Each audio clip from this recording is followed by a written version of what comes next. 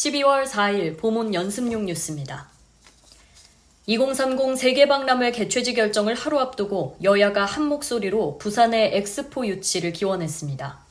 김기현 국민의힘 대표는 오늘 최고위원회의에서 61조 원 이상의 경제적 효과를 갖는 절호의 기회가 우리에게 주어지도록 끝까지 부산 개최의 염원을 모아나가야겠다고 말했습니다. 홍익표 민주당 원내대표는 엑스포는 대한민국 발전 경험을 국제사회와 공유하고 기후위기와 인구구조 변화, 기술 발전 등 글로벌 미래 과제를 주도할 좋은 기회라며 민주당은 국민과 함께 부산의 세계 엑스포 유치를 기원하며 마지막까지 힘을 모으겠다고 언급했습니다. 12월 5일 보문 연습용 뉴스입니다. 군 당국은 지난 2018년 북한이 9.19 남북 군사합의 체결 이후 파괴했던 비무장지대 내 감시 초소들의 일부 시설을 복원 중인 정황이 포착됐다고 밝혔습니다. 군에 따르면 북한군이 지난 24일부터 과거 파괴했던 감시초소 인근의 감시소 시설을 다시 만들고 얼룩무늬로 도색 작업에 나선 모습이 감시 장비에 포착됐습니다. 이와 함께 북한군이 경계호를 만들고 무반동총으로 추정되는 중화기를 이동시키는 한편 야간에 경계병력을 투입한 정황도 파악됐다고 군은 설명했습니다. 12월 6일 보문 연습용 뉴스입니다. 유명 게임 업체 넥슨 앞에서 흉기 난동을 하겠다는 예고글이 올라와 경찰이 수사에 나섰습니다. 경기 남부경찰청에 따르면 오늘 새벽 온라인 커뮤니티 DC인사이드에 경기도 성남 넥슨코리아 본사 앞에서 예정된 여성단체의 게임 문화 속 페미니즘 혐오물이 교탄 기자회견 참석자들을 대상으로 한 살인 예고글 4건이 올라왔다가 삭제됐습니다. 이에 따라 경찰은 글 작성자를 추적하는 한편 만일의 사태에 대비해 기자회견 현장에 기동대와 특공대를 배치하는 등 경비를 강화할 계획입니다. 12월 7일 보문 연습용 뉴스입니다.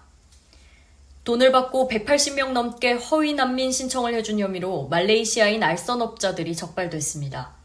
법무부 인천공항 출입국 외국인청은 지난해 9월부터 약 1년간 말레이시아인 184명에게 1억 4천여만 원을 받고 허위 난민 신청을 알선한 혐의로 알선업자 36살 여성과 26살 남성을 구속하고 30살 여성을 강제 퇴거했습니다.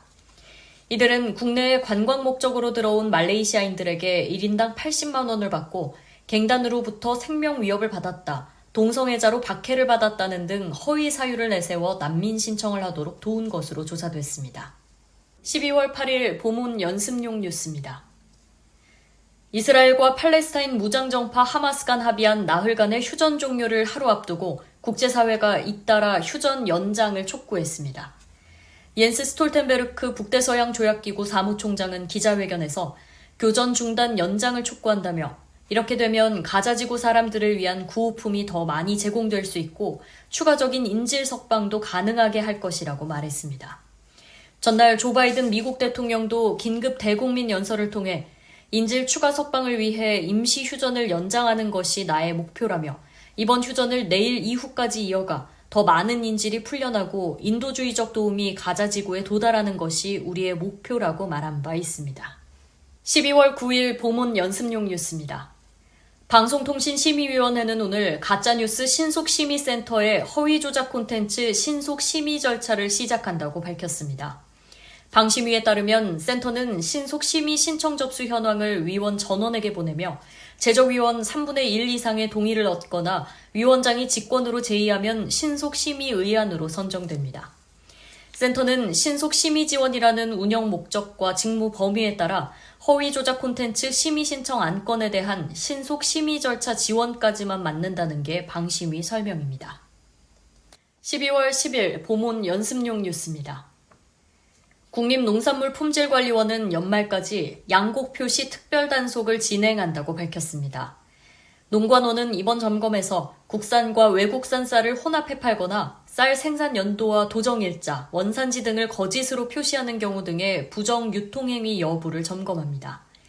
생산 연도와 원산지 등을 거짓으로 표시한 업체는 양곡관리법에 따라 형사처벌을 받고 미표시한 경우 200만 원 이하의 과태료 처분을 받게 됩니다.